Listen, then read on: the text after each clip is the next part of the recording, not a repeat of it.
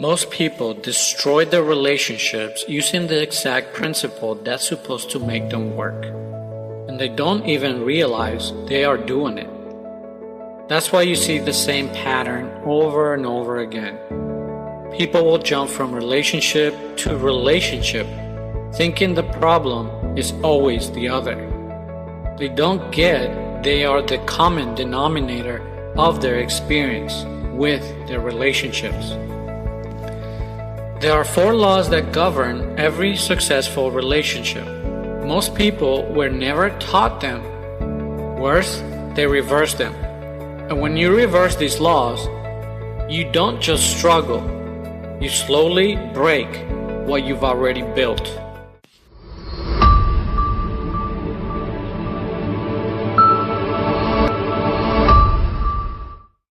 Most people don't fail in relationships because they lack love. They fail because they don't understand how to create it. Here we discuss 4 foundational laws that, when practiced consistently, will transform the way you experience relationships. Law number 1: clearly define what you want. This is why most people are jumping from relationship to relationship. This is the number 1 reason why most marriages crash and fail. In fact, most people reverse this principle. They essentially use the same principle that is supposed to help their relationship succeed, but they use it to destroy what they have already built.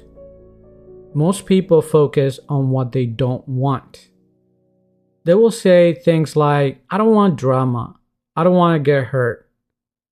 But your mind and your experience respond to what you focus on. Your words are not casual.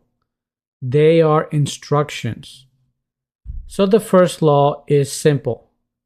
Clearly define what you want to experience. Write it down, not digitally, physically.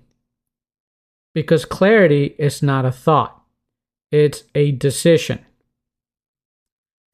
But most do this by using their words negatively and describe what they don't want to experience. This act of speaking words that describe what they don't want makes the universe mirror back to you exactly the code intended by your spoken words. I promise it is that simple. Law number 2: receive. The second mistake people make is relying only on their own understanding. But across science, psychology, and spirituality, there's a consistent idea. There is access to a deeper level of intelligence. Call it what you want, but you must ask for guidance. Nikola Tesla said that in the universe, there is a core from which we can obtain knowledge, power, and inspiration. Spiritual books have always instructed us not to rely on our own limited knowledge capacity, but to rely on God's mind and infinite wisdom. Similarly, psychology suggests that we can connect to the superconscious mind to receive answers to pressing matters. All 3 frames of mind seem to point to one universal truth. Your brain can transmit a coded frequency like a computer command to request a download of information. And you can do this through intention, prayer, and feedback awareness. Law number 3: persist. Here's where most people fail. They stop too soon. There's a reason it says ask, seek, knock. Not once, but repeatedly. Because transformation does not happen instantly. It happens through consistency. This principle calls for unrelenting perseverance. Do not give up and keep going. Jesus was quoted as giving one of the best illustrations to emphasize the idea of not giving up. Quote unquote, it says, "Keep on asking and it will be given to you. Keep on seeking and you will find. Keep on knocking and it will be opened up to you. For everyone asking receives, and everyone seeking finds, and to everyone knocking it will be open. And who among you who has children and asks for fish or bread will hand them a stone or serpent? Then how much more so will the Father in heaven, who loves you, give good things to those asking?" Law number 4, experience. Finally, you must internalize these principles through experience. That's why stories and illustrations matter.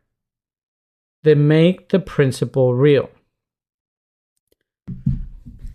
For law number 4, or step number 4, I ask you to read the parables in the New Testament about the widow asking the judge for justice and the man asking his friend for bread. They are lessons on perseverance when asking or praying to infinite intelligence or God for what you desire.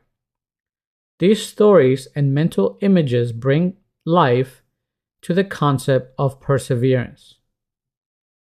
It gives you nuances that you may not have grasped before. The parable of the man who asked his friend for bread goes like this. He said to them, "Which of you, if you go to a friend at midnight and tell him, 'Friend, lend me 3 loaves of bread, for a friend of mine has come to me from a journey, and I have nothing to set before him,' and he from within will answer and say, 'Don't bother me. The door is now shut, and my children are with me in bed. I can't get up and give it to you.' I tell you, although he will not rise and give it to him because he is his friend, yet because of his persistence, he will get up and give him as much as he needs." Let's examine the context.